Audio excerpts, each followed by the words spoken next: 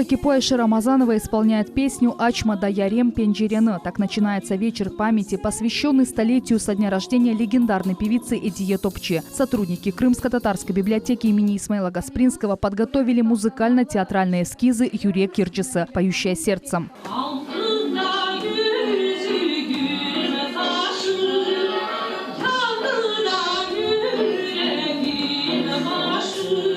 Эта песня из репертуара заслуженной артистки Узбекистана Эдие Топчи. В народе ее называли крымско-татарским соловьем советской Кармен. Она сумела сохранить и возродить многие национальные мелодии. Это истории коренного народа через жизнь сладкоголосой артистки. Эдие Топчи.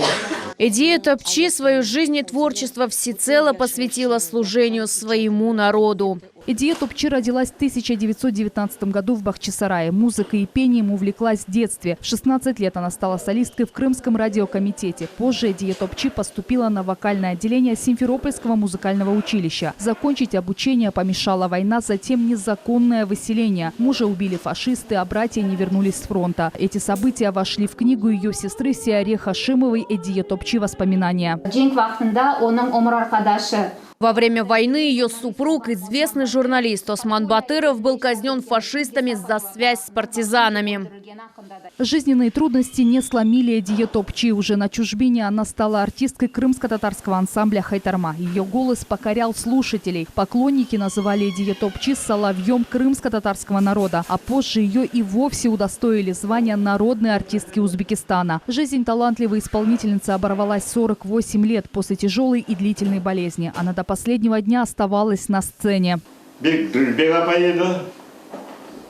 Она была красивой, со всеми могла найти общий язык. Ее можно было приводить в пример многим. В то время такого уровня певицы были только Топчи и Риджепова. Они были знатоками нашей музыки, а главное – уроженками Бахчисарая.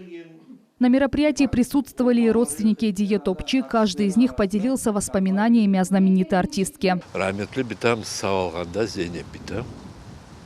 Когда еще была жива моя Зейнеп Бита, она просила, если у меня будет дочь, то назвать ее Эдие. Я согласился. Родилась дочь, и я выполнил свое обещание. В отличие от ее бабушки, она не поет, а танцует.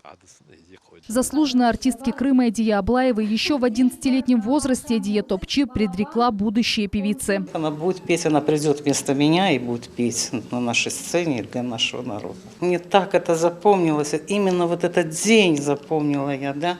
И что она после этого времени незадолго умерла, это было вообще мне такое, я думала, как она сказала, я так и сделала. Выставка о творчестве Эдие Топчи будет работать еще месяц. Здесь документы и книги из фондов библиотеки, фотографии из семейного архива родственников знаменитой певицы. Увидеть экспозицию и поделиться информацией о народной артистке можно в Крымско-татарской библиотеке имени Исмаила Гаспринского. Айша Шулакова, Рамазан Аливапов, телеканал «Миллет».